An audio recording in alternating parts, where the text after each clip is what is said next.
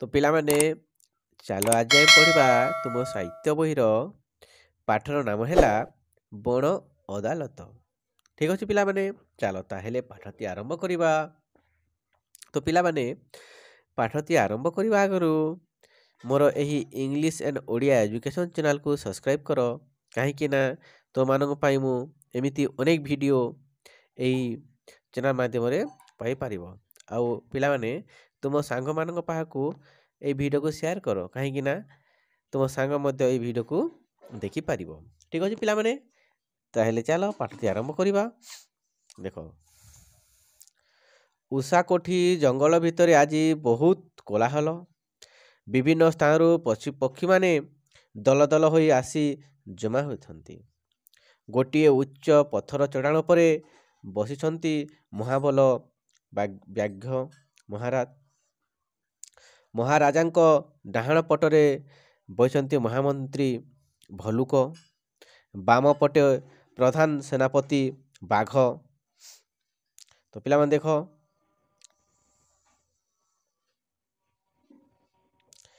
ଏଇଟା ମହାରାଜ ବସିଛନ୍ତି, ତାଙ୍କ ପାଖରେ କିଏ ଭଲ୍ଲୁକ ଏବଂ ଆଉ ଗୋଟିଏ ବାଘ। ଦେଖୁଛ ନା?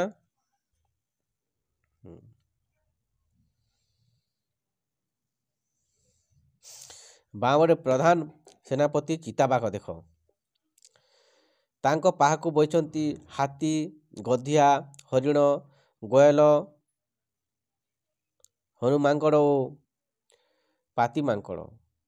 ଦେଖୁଛ, ଏଇଟା ସମସ୍ତେ ଅଛନ୍ତି ପାଖରେ। ଦେଖ, ପକ୍ଷୀମାନଙ୍କ ମଧ୍ୟରେ ଅଛନ୍ତି କାଉ, ବଗ, ସାରସ, କଜଳପାତି, ଶାଗୁଣା, ଚିଲ, ପାରା, କୋଇଲି ଓ ମୟୂର, ଅଜଗର, ଅଭିରାଜ, ଗୋଧି, ଗୋଖର ଆଦି ସରୀସୃପ ମଧ୍ୟ ଉପସ୍ଥିତ।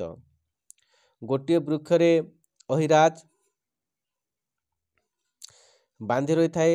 ଦୁଇଟି ମଣିଷ ସେମାନଙ୍କ ବିଚାର ପାଇଁ ବସିଛି ଆଜି ବଣ ଅଦାଲତ। ଦେଖ ପିଲାମାନେ, ସମସ୍ତେ ଏଇ ଚିତ୍ରଟିକୁ ଦେଖ। କ'ଣ ଦେଖୁଛ? ଚିତ୍ରରେ କ'ଣ ସବୁ ଅଛି? ଦେଖ, ଅହିରାଜ, ଦେଖ, ଏଇଟା ସାପ କ'ଣ କରୁଛି? ଦୁଇଟି ମଣିଷକୁ ଗଛରେ ବାନ୍ଧି ରଖିଛି। ଦେଖ, ଏହି ବଣ ଅଦାଲତ କିଏ କିଏ ସବୁ ଅଛନ୍ତି ଜାଣିଲ? ଦେଖ, ଏଇଟା ହାତୀ, ହରିଣ, ଚିତାବାଘ, ବାଘ ମହାରାଜ, ଭଲ୍ଲୁକ, ବଗ, ଠେକୁଆ, ମାଙ୍କଡ଼, ବିଲୁଆ, ଏ ସମସ୍ତେ କାଉ। ଦେଖ, ସମସ୍ତେ ଜଙ୍ଗଲର ସମସ୍ତ ଜୀବ ଏଥିରେ ଉପସ୍ଥିତ ଅଛନ୍ତି। କାହିଁକି ଅଛନ୍ତି? ଏହି ଦୁଇଟି ମଣିଷର ଅଦାଲତ ବିଚାର କରିବା ପାଇଁ। ଠିକ୍ ଅଛି, ଚାଲ ତାହେଲେ ଆଗକୁ ପଢ଼ିବା।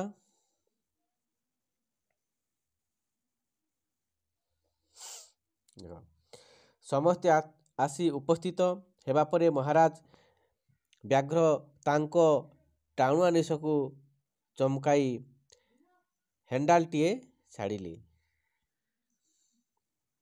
ଏକା ଥରକେ ସଭା ସ୍ଥଳଟି ଥମ୍ କରି ନୀରବ ହୋଇଗଲା।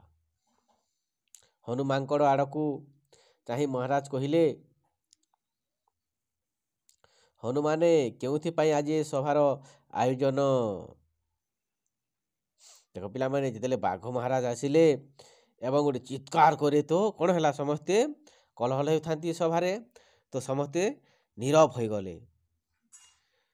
ତେଣୁ ସେ ବାଘ ମହାରାଜ କାହାକୁ ପଚାରେ? ହନୁକୁ ପଚାରେ, ହନୁମାନଙ୍କୁ, ଏ ସଭା ଆଜି କାହିଁକି ଆୟୋଜନ କରାଯାଇଛି ବୋଲି ସେ ହନୁମାନଙ୍କୁ ପଚାରିଲେ। ବଣରେ କିଛି ବିପତ୍ତି ପଡ଼ିଲା କି? ବାଘ ପଚାରୁଛନ୍ତି, ଆରେ ବଣରେ କି ବିପତ୍ତି ପଡ଼ିଛି କି ବୋଲିକି ହନୁମାଙ୍କଡ଼କୁ ପଚାରୁଛନ୍ତି ମହାରାଜ। ହନୁମାଙ୍କଡ଼ ସଭା ମଝିକୁ ଯାଇ ମହାରାଜଙ୍କୁ ପ୍ରଣାମ ଜଣାଇଲା। ସଭା ମଝିକୁ ଗଲା ହନୁମାଙ୍କଡ଼ କ'ଣ କଲା? ମହାରାଜ ପ୍ରଣାମ ବୋଲି ଜଣାଇଲା। ତାପରେ ଦୁଇ ଗୋଡ଼ରେ ଠିଆ ହୋଇ କହିଲା, ମହାରାଜ, ଆମେ ହେଲୁ ବଣର ଜୀବ। ମଣିଷ ଗାଁ ଗଣ୍ଡା ସହର ନଗରରେ ରହୁଛି। ବେଲେ ବେଲେ ଆମ ବଣ ଭିତରକୁ ପଶି ଆସି ଜୀବଜନ୍ତୁଙ୍କୁ ମାରି ପକାଉଛି। ଗଛ କାଟି ଜଙ୍ଗଲ ସଫା କରିଦେଉଛି। ଏହି 2 ଜଣ ମଣିଷ ହରିଣ ଶିକାର ପାଇଁ ଆସି ଗଛ ତଳେ ଛକି ଠିଆ ହୋଇଥିଲେ। ସେମାନଙ୍କ ହାତରେ ଥିଲା ବନ୍ଧୁକ। କୌଶଳ କରି ଅହିରାଜ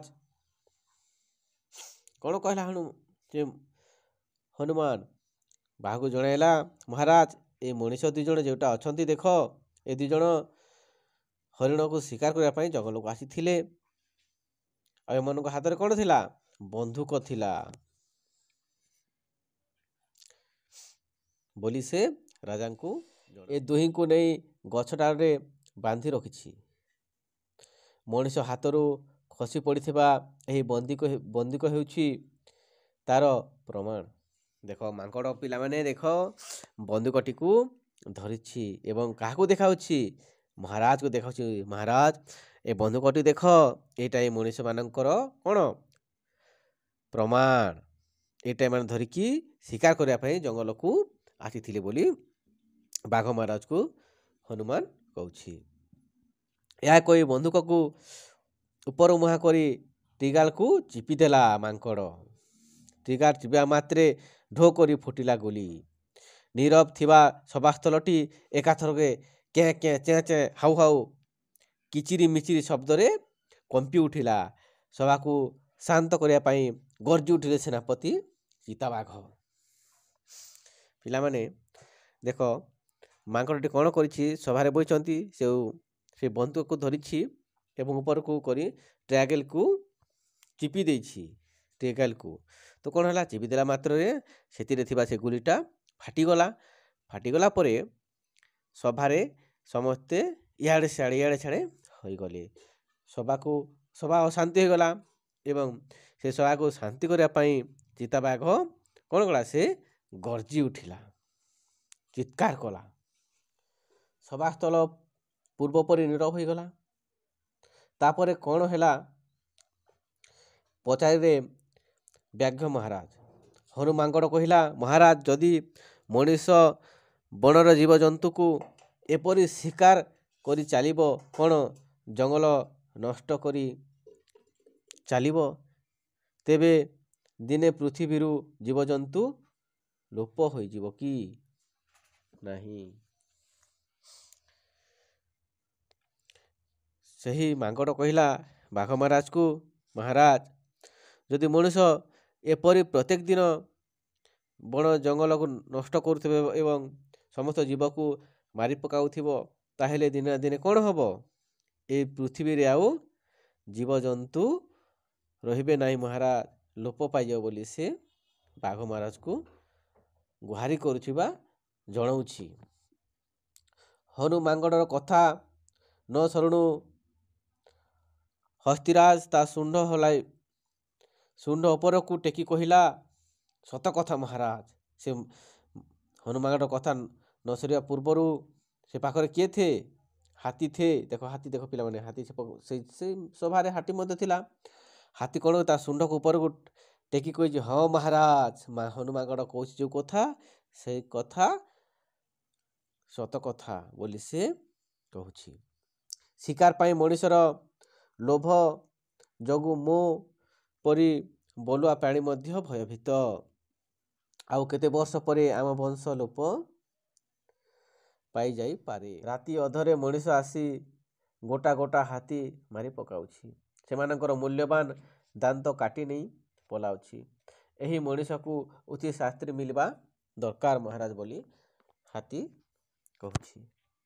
ହାତୀ କଥା ସରିବା ପରେ ଡାମରା କାଉ କା କା କରି କହିଲା, ହଁ ମଣିଷ ବଡ଼ ନିର୍ଦ୍ଦୟ। ମୁଁ ଭିତର କଣିକାଉ। ଦେଖ ପିଲାମାନେ, ଏଇଟା କିଏ? ଏଇଟା ଡାମରା କାଉ। ସେ ମଧ୍ୟ ସେ ସଭାରେ ଉପସ୍ଥିତ ଥିଲା।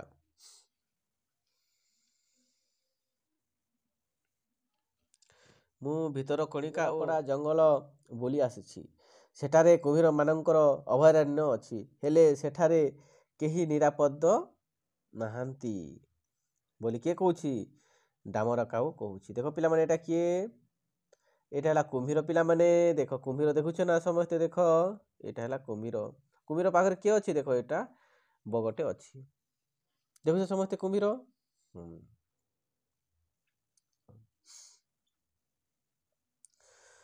ମଣିଷ ବଣଭୋଜି କରିବା ପାଇଁ ଆସି ଜୀବଜନ୍ତୁ ମାରି ମାଂସର ସ୍ୱାଦ ଚାଖୁଛି। ମୂଲ୍ୟବାନ ହାଡ଼ ଚମଡ଼ା ଧରି ଚାଲି ଯାଉଛି। କୁରୁ କୁରୁ କରି ସାରସ ପକ୍ଷୀ ତାର ଲମ୍ବା ଠଣ୍ଟ ହଲାଇ କହିଲା, ଠିକ୍ ଠିକ୍ ଠିକ୍, ଆମ ପକ୍ଷୀମାନଙ୍କ ଉପରେ କ'ଣ କମ୍ ବିପଦ? ମଣିଷ ତାର ଜୀବର ଲାଲସା ମେଣ୍ଟାଇବା ପାଇଁ ଅସଂଖ୍ୟ ପକ୍ଷୀ ଶିକାର କରି ଚାଲିଛି। କେତେକ ପକ୍ଷୀ ଆଉ ଆମ ଜଗତରେ ଦେଖିବାକୁ ମିଳୁନାହିଁ। ଚିଲିକା ପରି ପକ୍ଷୀମାନଙ୍କର ଅଭୟାରଣ୍ୟ ଆଜି ବିପଦପୂର୍ଣ୍ଣ। ସାରସ ପକ୍ଷୀର କଥା ସମର୍ଥନ କରି ଠେକୁଆ କହିଲା, ଖାଲି ଚିଲିକା ନୁହେଁ, ଆଜିକାଲି ଭିତରକନିକାରେ କଇଁଛ, ଶିମିଳିପାଳରେ ବାଘ, ଚନ୍ଦକାରେ ହାତୀ, ଟିକରପଡ଼ାରେ କୁମ୍ଭୀର ଆଉ ଉଷାକୋଠିରେ ହରିଣ ମଧ୍ୟ ବିପଦରେ ପଡ଼ିଲେଣି। ଏହାର ପ୍ରତିକାର ଦରକାର।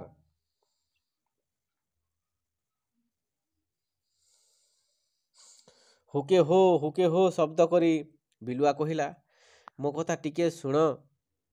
ସୁସ୍ୱାଦ ମାଂସ, କୋମଳ ଚମଡ଼ା, କି ସୁନ୍ଦର ପର ପାଇଁ ମଣିଷ ତୁମମାନଙ୍କୁ ଶିକାର କରୁଥାଇପାରେ, କିନ୍ତୁ ମୁଁ ଏକ ନିରୀହ ପଶୁ। କିଏ କହୁଛି? ବିଲୁଆ କହୁଛି। ଦେଖ ପିଲାମାନେ, ଏଇଟା ବିଲୁଆ। ଦେଖୁଛ ନା ସମସ୍ତେ? ଦେଖ, ଏଇଟା ବିଲୁଆ। ଦେଖ ବିଲୁଆ କେମିତି ଭୋକେ ପିଲାମାନେ? ହୁକେ ହୋ। ଜୀବଜନ୍ତୁ ମାଂସ ଖାଇ ମୋର ପେଟ ପୁରାଏ, ମଣିଷର ପରିବେଶକୁ ସୁସ୍ଥ ରଖେ। ମୁଁ ନ ରହିଲେ ଚାରିପାଖ ଦୁର୍ଗନ୍ଧରେ ଫାଟି ପଡ଼ନ୍ତା। ଅଥଚ ମୁଁ ମଧ୍ୟ ଏବେ ନିରାପଦ ନୁହେଁ। ପରିବେଶ କ୍ଷୟ ଯୋଗୁଁ ମୋ ବଂଶ ମଧ୍ୟ କମି ଯାଉଛି। ବିଲୁଆ କଥାରେ ଗଧିଆ ମଧ୍ୟ ମୁଣ୍ଡ ହଲାଇଲା। ଗଛ ଉପରେ ଥିବା ଶାଗୁଣା, ଚିଲ ଓ କାଉ ଏକାଥରକେ ପାଟି କରି ଠିକ୍ ଠିକ୍ ବୋଲି କଥାଟିକୁ ସ୍ୱୀକାର କଲେ। ଏତିକିବେଳେ ହଠାତ୍ ଗୋଟିଏ ଦିଗରୁ ସାଇଁ ସାଇଁ ଶବ୍ଦ ହେଲା। ସେହି ଆଡ଼କୁ ସମସ୍ତେ ଚାହିଁଲେ। ଶାଳ ଗଛଟି ଦୀର୍ଘ ନିଶ୍ୱାସ ଛାଡ଼ି କହିଲା, ମୋ କଥା ଏବେ ଶୁଣ। ମୋର ଭାଇ ବନ୍ଧୁଙ୍କୁ ନେଇ ବଣ ଜଙ୍ଗଲ, ବଣ ଭୂଇଁ ହେଉଛି ଜୀବଜନ୍ତୁଙ୍କ ଆବାସସ୍ଥଳ। ମଣିଷ ଏବେ ତାର ଘରଦ୍ୱାର ଓ ଆସବାବପତ୍ର ପାଇଁ ଅବାଧ୍ୟରେ ଗଛ କାଟି ଜଙ୍ଗଲ ସଫା କରି ଚାଲିଛି। ଅନ୍ୟର ଘର ଉଜାଡ଼ି ନିଜ ଘର ସଜାଡ଼ୁଛି। ହେଲେ ଏହାଦ୍ୱାରା ସେ ତାର ଧ୍ୱଂସକୁ ଆମନ୍ତ୍ରଣ କରିବା କଥା ବୁଝିପାରୁନାହିଁ। ତୁମ୍ଭେମାନେ ଦେଖିଥିବ, ଝଡ଼ ବତାସରେ ମୋ ଜାତି ଭାଇମାନେ ମୁଣ୍ଡ ଟେକି ଠିଆ ହୋଇ ମଣିଷର ଘରକୁ ରକ୍ଷା କରନ୍ତି। ଚେର ଦ୍ୱାରା ବର୍ଷା ବେଳେ ମାଟିକୁ ଧରି ରଖନ୍ତି। ବିଷାକ୍ତ ଧୂଆଁ ପାନ କରି ଅମ୍ଳଜାନ ବାଷ୍ପ ଯୋଗାଇ ଦିଅନ୍ତି। ଆମରି ଯୋଗୁଁ ମଣିଷ ନିଜର ଖାଦ୍ୟ, ବସ୍ତ୍ର ଓ ଔଷଧପତ୍ର ପାଇବାକୁ ସମସ୍ତ। ଗଛ ଲତାଙ୍କ ସଂଖ୍ୟା ଅଧିକ ଥିଲେ ପ୍ରଚୁର ବର୍ଷା ହେବା ସମ୍ଭବ ହୁଏ। ହେଲେ ମଣିଷ ଏସବୁ ବୁଝି ମୋ ଜାତି ଉପରକୁ ଠାରାଘାତ କରୁଛି। ଏହା ତାହାର ଅନ୍ୟାୟ ଆଚରଣ ନୁହେଁ କି? ବୋଲି କିଏ? ଶାଲଗଛ କାହା କହୁଛି? ସେହି ଜଙ୍ଗଲରେ ବସିଥିବା ଅଦାଲତରେ ଥିବା ମହାରାଜ ବାଘକୁ ଜଣାଉଛି ତାର ଦୁଃଖର କଥା। ଶାଲଗଛର କଥା ନ ସରୁଣୁ ମୟୂର ତାର ବିଚିତ୍ର ପୁଚ୍ଛ ବିସ୍ତାର କରି, ଗ୍ରୀବା ଫୁଲାଇ, ଚୂଳ ହଲାଇ କହିଲା, ହଁ ହଁ ହଁ, ମଣିଷ ଦିନକୁ ଦିନ ବଡ଼ ସ୍ୱାର୍ଥପର ଓ ଅବିବେକୀ ହୋଇଯାଉଛି। ବିଚାରହୀନ ଭାବରେ ବଣ ଜଙ୍ଗଲ ନଷ୍ଟ କରୁଛି। ଜୀବଜନ୍ତୁ ମାରି ପକାଉଛି। ମଣିଷକୁ କଠୋର ଶାସ୍ତି ମିଳିବା ଦରକାର ବୋଲି କିଏ କହିଲା? ମୟୂର। ଦେଖ ପିଲାମାନେ, ମୟୂର କହିଲା। ମଣିଷ ବିରୋଧରେ ପଶୁପକ୍ଷୀ, ଗଛଲତା ଅଭିଯୋଗ ଶୁଣିଲା ପରେ ବ୍ୟାଘ୍ର ମହାରାଜ ଗର୍ଜନ କରି କହିଲେ, ରେ ରେ ରେ ନିର୍ବୋଧ ମଣିଷ, ଏ ପୃଥିବୀ ସମସ୍ତଙ୍କର ବାସଭୂଇଁ। ଏଠାରେ ସମସ୍ତଙ୍କର ବଞ୍ଚିବାର ଅଧିକାର ଅଛି। ମଣିଷ ସହିତ ପଶୁପକ୍ଷୀ ଗଛଲତାର ସ୍ଥାନ ପୃଥିବୀ ପୃଷ୍ଠ ରହିବା ଆବଶ୍ୟକ। ଜୀବଜନ୍ତୁ ଗଛଲତା ନ ରହିଲେ ଏ ବସୁଧାରେ ମଣିଷ ମଧ୍ୟ ବଞ୍ଚିପାରିବ ନାହିଁ। ତେଣୁ ମଣିଷ ନିଜେ ବଞ୍ଚି ରହିବା ସହିତ ଅନ୍ୟମାନଙ୍କୁ ବଞ୍ଚାଇ ରଖିବା ପାଇଁ ଯତ୍ନବାନ ହେଉ। ଏହାପରେ ମନ୍ତ୍ରୀ ଭଲ୍ଲୁକ ଆଡ଼କୁ ଅନାଇ କହିଲେ, ମହାଶୟ, ଏବେ ଏହି ଦୁଇ ମଣିଷକୁ କି ଦଣ୍ଡ ଦିଆଯିବ ପ୍ରକାଶ କରନ୍ତୁ। ମହାମନ୍ତ୍ରୀ ଭଲ୍ଲୁକ ମୁଣ୍ଡ ହଲାଇ କହିଲେ, ଅହିରାଜ, ବାନ୍ଧି ରଖିଥିବା ମଣିଷ ଦୁଇଟିକୁ ଆଜି ଛାଡ଼ି ଦିଆଯାଉ। ସେମାନେ ଆମ କଥା ସବୁ ଶୁଣି ସାରିଛନ୍ତି। ତେଣୁ ସେମାନେ ଫେରିଯାଇ ଲୋକମାନଙ୍କୁ ଏ ବିଷୟରେ ଭଲ ଭାବରେ ବୁଝାନ୍ତୁ। ବଣ ଜଙ୍ଗଲ ପଦା କରି ଏ ଜୀବଜନ୍ତୁଙ୍କୁ ହତ୍ୟା କରି ସେମାନେ ନିଜର ଯେଉଁ କ୍ଷତି କରୁଛନ୍ତି ସେ ବିଷୟରେ ସଚେତନ ହୁଅନ୍ତୁ। ତା ନହେଲେ ଭବିଷ୍ୟତରେ ସେମାନେ ଘୋର ବିପଦର ସମ୍ମୁଖୀନ ହେବେ। ଏକାଠି ହୋଇଥିବା ଜନ୍ତୁମାନେ ଏକଥାକୁ ସମର୍ଥନ କଲେ। ସେମାନଙ୍କର ଶବ୍ଦରେ ବନଭୂଇଁ କମ୍ପି ଉଠିଲା। ଲୋକ ଦୁଇ ଜଣଙ୍କୁ ଖଲାସ କରି ଦିଆଗଲା। ଅଦାଲତ ଶେଷ କରି ସମସ୍ତେ ନିଜ ନିଜ ସ୍ଥାନକୁ ଫେରିଗଲେ। ତ ପିଲାମାନେ ଦେଖ, ମଣିଷ ନିଜ ବିପଦକୁ ନିଜେ ଟାଣି ଆଣୁଛି। ବୁଝିଲ ନା? ଦେଖୁଛ, ଏ ପଶୁମାନେ ସେମାନଙ୍କର କିଛି ବୁଦ୍ଧି ବିବେକ ବିଚାର କରିବା ଶକ୍ତି ନଥିଲେ ବି ସେମାନେ ମଣିଷମାନଙ୍କୁ କିପରି କ୍ଷମା କରିଦେଲେ। ହେଲେ ମଣିଷମାନେ ବୁଝୁନା। ପିଲାମାନେ, ଗଛ ଲତା ଜୀବଜନ୍ତୁ ସମସ୍ତଙ୍କୁ ଆମେ କ'ଣ କରିଥାଉ? ନିଜର ସ୍ୱାର୍ଥ ପାଇଁ ସମସ୍ତଙ୍କୁ ଆମେ ନଷ୍ଟ କରିଥାଉ। ତ ପିଲାମାନେ, ସେଥିପାଇଁ ନିଜର ସ୍ୱାର୍ଥ ପାଇଁ କାହାକୁ ବିପଦରେ ପକାଇବା ନାହିଁ କି କୌଣସି ଗଛ ଆମେ କାଟିବା ନାହିଁ। ପିଲାମାନେ, ଗଛରୁ ଆମେ ଅନେକ କିଛି ପାଇଥାଉ।